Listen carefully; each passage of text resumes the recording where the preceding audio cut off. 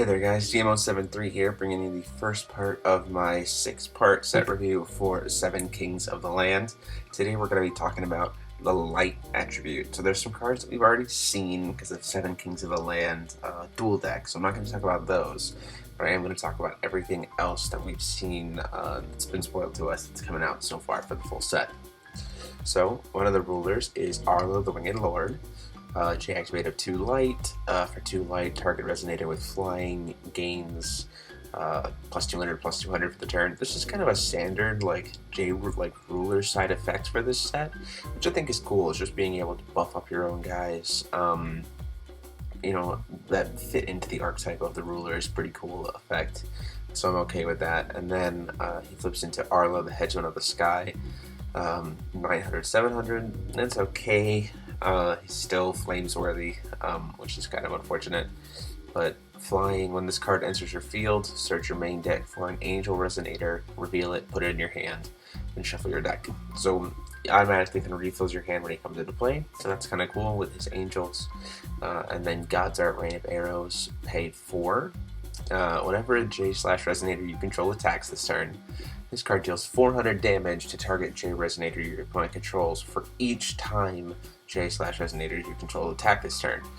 So, if I'm reading this right, that damage continually increases. So when the first thing attacks, it deals 400 damage.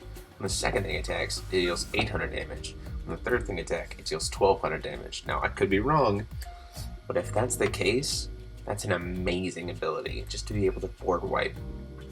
Especially when you have a field full of flyers, and nothing your opponent controls has flying, so you would be able to do all this damage to your opponent as well as board wipe them simultaneously. So it's a very, very cool effect, because Arlo kind of does focus on angels and flying, so it's very, very neat. So I think that's a really cool effect. Being able to board wipe and attack your opponent with your flyers is really, really cool.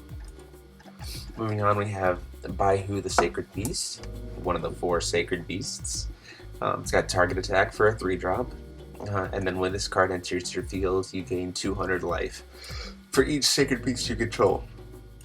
So, that being said, you know, the thing is, similarly to Sages, when a Sage enters your field, get a counter or stuff like that, Sacred Beasts are going to work the same way, where you're going to have a bunch of them on field at once, and you're going to try to bounce them and replay them over and over again to kind of make them happen. And the fact that this is gain 200 life for each is huge. Say you already have 4 other ones on the field. Well, every single time one of these guys hits the field, you're going to gain 1,000,000 of life. That's pretty awesome. The versatility of it, I think, is going to be really cool, so we'll have to see how it goes. It's definitely going to feel like more of a mid-rangey deck, I think. But the fact that it can keep gaining life, I think, is going to give it some survivability that's going to be really helpful, especially against aggro decks. Then we have Bedivere, the Restorer of Souls, Knight of the Round Table, 3-drop, 7/7, 3-drop 7/7 is very good, with target attack. And then, when this card enters your field, you may remove target Resonator with 1,000 or more attack from the game. So he becomes kind of Boss Monster Slayer. Really cool tempo card for light. Just put him on board, now you have a 7/7 target attacker, which is very, very powerful. And if your opponent has their boss monster out, gone. You can just immediately remove it. That's a very, very good effect, I think. Really good tempo play. Really looking forward to using that in some Knights of the Round. Blessed Holy Wolf we've talked about before, so let's jump into the Angels. Celestial Wing Seraph, 5-drop. This angel is nuts. So Celestial Wing Seraph, it's a 5-drop. It's a 1k, 1k. So, when this card, it has flying, obviously. When this card enters your field, search your main deck for an Angel Resonator with total cost 4 or less, put it into your field, then shuffle your main deck. And whenever this card attacks, you gain 300 life for each angel you control, including herself. And she puts an angel onto the field when she first comes into play. So she's already going to be working on 600 life for every time you attack. And the fact that she can grab a 4 cost angel for free is great. Like this, Dignified Seraph, 4-drop, flying, 8/8. So being able to pay 5, get a 1k, 1k, and an 8/8 flyer is very good combo right there for angels. I think angels are going to be a definite threat. I think everything in this set's going to be a threat, but I'm really excited about angels. So very, very cool. This is the new art for Faria. Her effect hasn't changed at all. This is just the new artwork for her for the new set. I think it's kind of interesting. It's more like, looks more like realistic. So we'll see which one I end up using more of the two artworks, but very, very cool. And we have the spell chant instant give wings. 1 drop, target resonator gains +2/+2 and flying. The ability to just randomly pop something with flying, spell chant instant, I think is really, really good for light. It again plays to that whole kind of idea of like avoiding playing around your opponent's monsters that I think light has always had, but now it has a little bit more consistent way to do it with spells like give wings. So I'm really excited to see how that gets played out. Quiber, obviously we've seen that before. Heavenly Garden of Armala. So resonators you control with flying gain +2/+2. Really cool. And then you can pay 2 and tap it to target resonator without flying. So you can even use this to like tap down your opponent's stuff. Like if there's something you really want to kill, tap it down, send one of your flyers to kill it. Your opponent can't block because none of their other stuff flies. So you can kind of control your opponent's board state with that really well. I'm really excited. And then Herald of the Winged Lord is a white card. Obviously 3-drop wingman, not an angel, but a wingman. But a 3-drop with flying nonetheless. And prevent all damage that would be dealt to this card by fire resonators. So we're playing against an aggro matchup. You can grab this with your angel that is like, you can grab it with Celestial Wing Seraph. You can grab Herald. Oh wait, no, you can't. It's an angel. Never mind. But that would have been good. But like Herald of the Winged Lord is a great card to serve as like a blocker for against fire decks because fire resonators can't hurt her. So very, very cool. Invigoration of the Winged Lord. Kind of like Order of the Sacred Queen. I mean, they're even the same cost. Choose one. All resonators you control gain flying until the end of the turn. And at the end of the turn, recover all resonators you control. Or, look at the top 4 cards of your main deck. Put a light resonator with total cost 4 or less into your field. Put the rest on the bottom of your main deck in any order. So 3-drop, get a 4-drop from your deck, potentially. Or 3-drop, give everything you control flying and recover them at the end of the turn. So you make them unblockable in a sense, as long as your opponent isn't playing flying.